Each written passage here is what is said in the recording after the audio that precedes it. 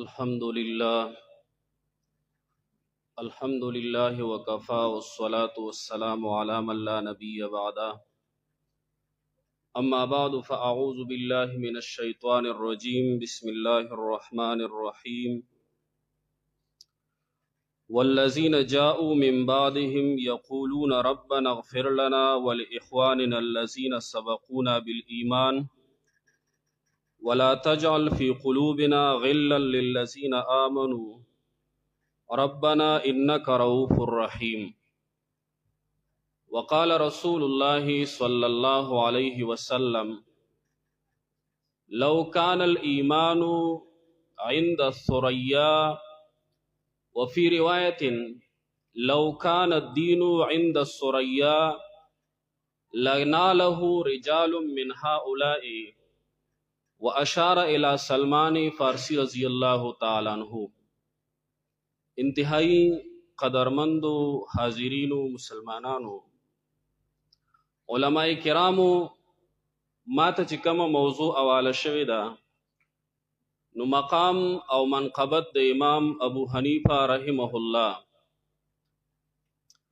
دا داسې خلق دي چې د دین اسلام د پاره خدمات چي دي هغه ازهر من الشمس دي د نور پشانت روخانه دي زمونږ د خلینا منقبت د داسې ائمه بیانول دا صرف ورته ډیوه بلول دي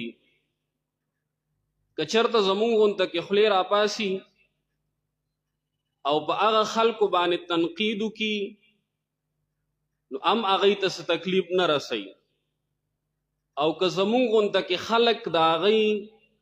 یو فضیلت بیان کی یو منقبت بیان کی نو دومره ده چې د قیامت په ورځ کېدی شي زمونږ هیڅ عمل دی صرف دا یو عمل زمونږ الله مقبول کی چې مونږ د هغه چا دفاع کړې ده چې هغوی د دین دفاع کړې وه د دین خدمت یې کړو. بل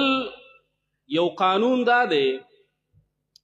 چې یو دی حفظ النصوص. اصل مقصود چې څومره مسلمانان دي نو د دوی مقصود اصلي چې دی حفظ النصوص دی چې هغه قال الله او قال الرسول دی چې د دې حفاظت وشي.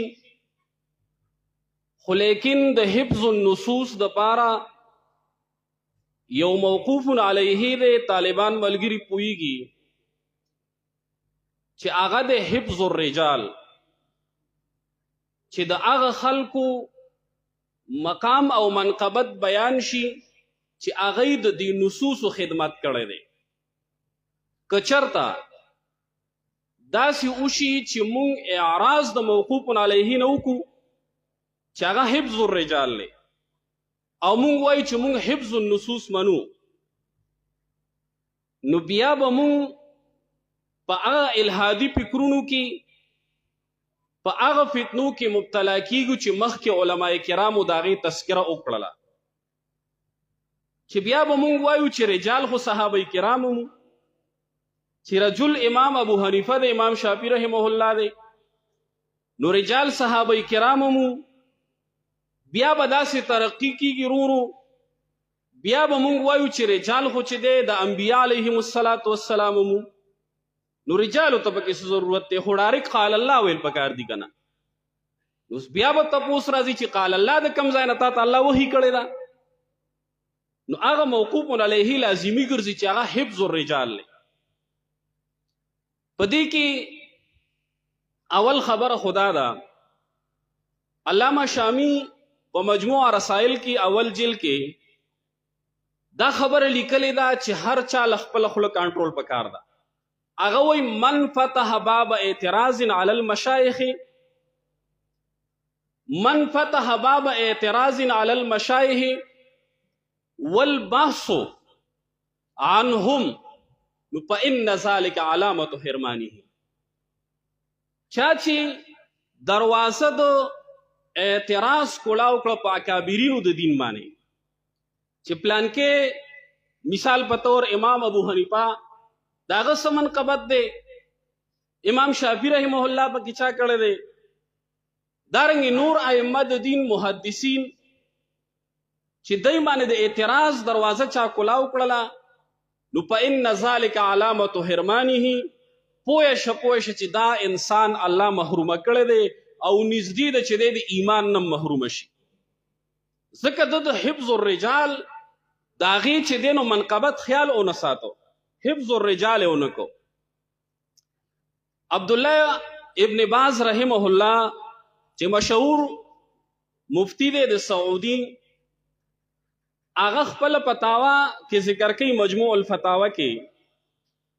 هغه وایي ابو حنیفه والشافعي ومالك كلهم ائمه الهدى ودعاة حق که امام ابو حنیفه رحمه الله دی دا حواله د هغه چاوام چې څوک ورپسې روان دي چېرې د سعودي علماو پسې لاړ شي نو د سعودي علما وایي ابو حنیفه والشافعي ومالك كلهم ائمه الهدى وایي دا ائمه اربعه چې دي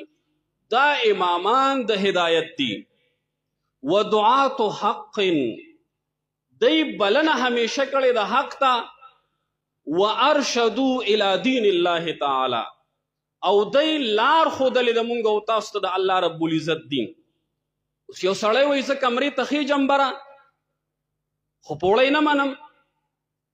نو مشران وایي د دې انسان یا خو به خیجي نه که خیجي نو کمکل به املا به ماتیږي ځکه دی پوړی نه مني نو وارشدوهم الى دین الله دی خلکو ته د الله رب العزت د دین لار ښودلې ده نو اول خدا شو چې د داسې خلکو نه خوله بندول بیا چې چا خوله کولاو کړې ده په دې ائمو باندې خصوصا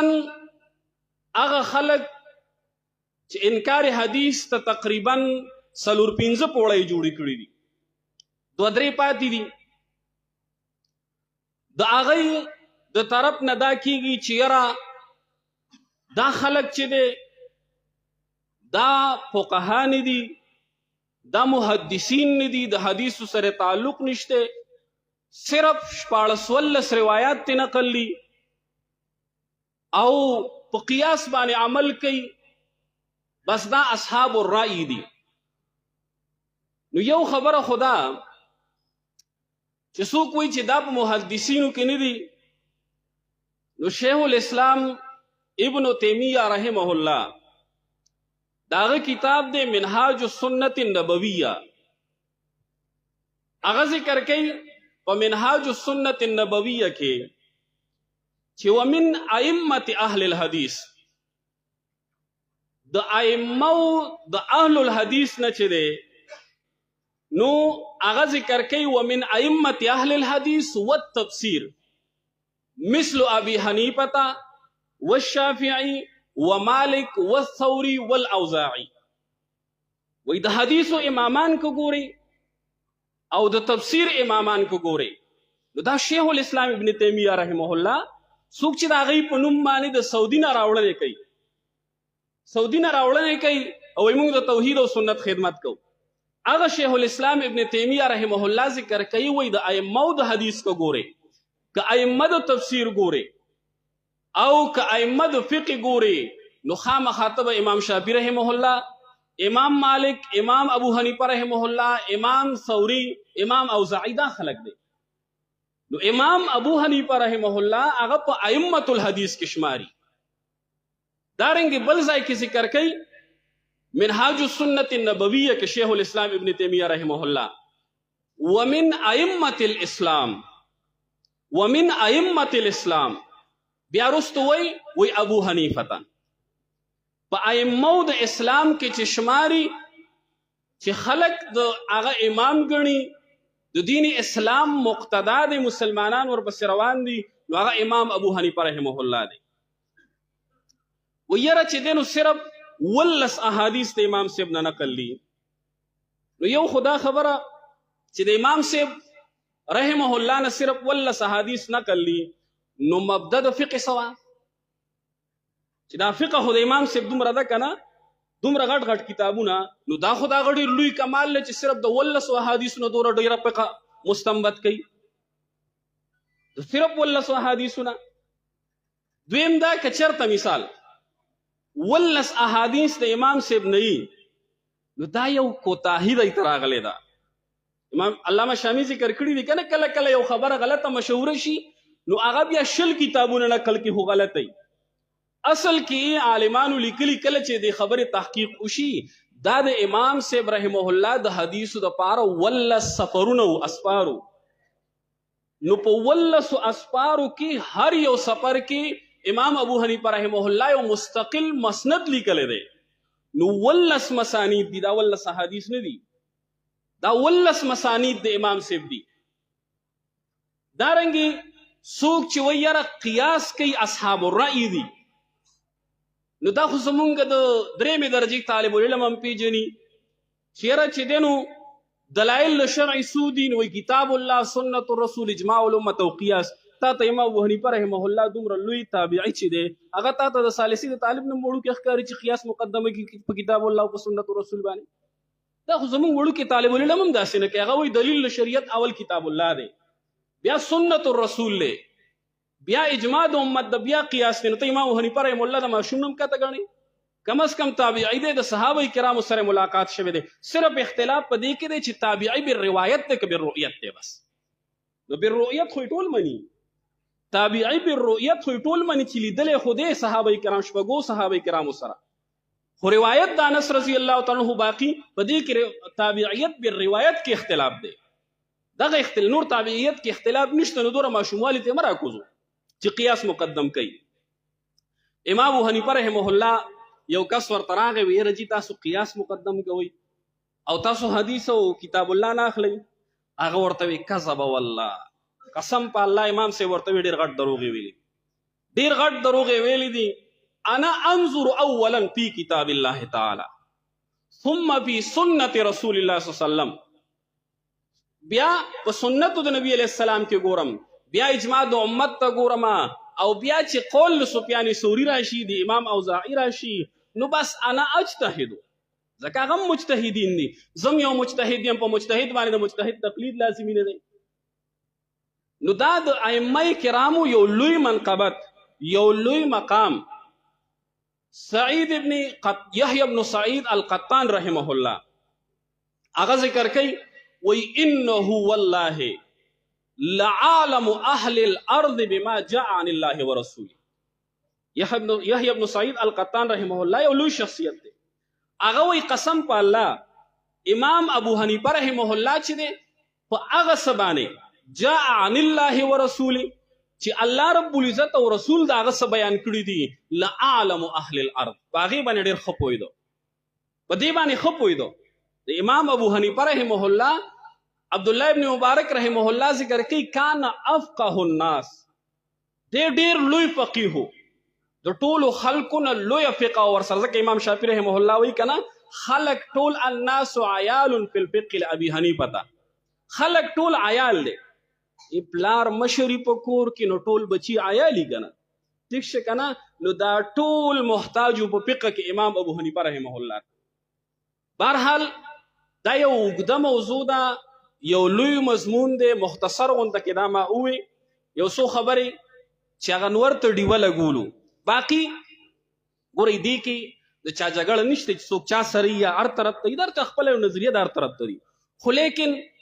چې څنګه موږ د امام ابو حنیفه رحمه الله دفاع کوو او منقبت بیانو، داسې موږ د امام شافعي رحمه الله چې توهین کې هم موږ منقبت بیانو. د هغه مقام د امام بخاري رحمه الله څوک توهین کې موږ د هغه هم منقبت بیانو. ځکه نن سبا چې کومه فتنه د لویه د انکار حدیث هغې ته لویه لار چې دا نو هغه رجالو باندې تنقید کول دي. هغه رجال چې هغه منقبت د هغوی مسلم دی، لکه امام ابو حنیفه رحمه الله شو، امام شافعي ائمه اربعه، امام بخاری رحمه الله شو محدثین شو، امام ابو داود رحمه الله ذکر کوي سجستانی. ابن عبد البر داغه قول په جامع و بیان العلم و فضله کې نقل کړی دی. وی رحم الله مالکا کان اماما، رحم الله الشافعي کان اماما، رحم الله ابا حنیفه کان اماما.